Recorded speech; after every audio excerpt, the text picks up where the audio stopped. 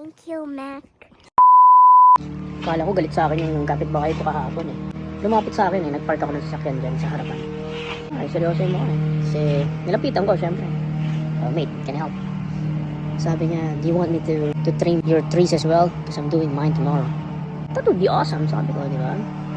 Do I owe you anything?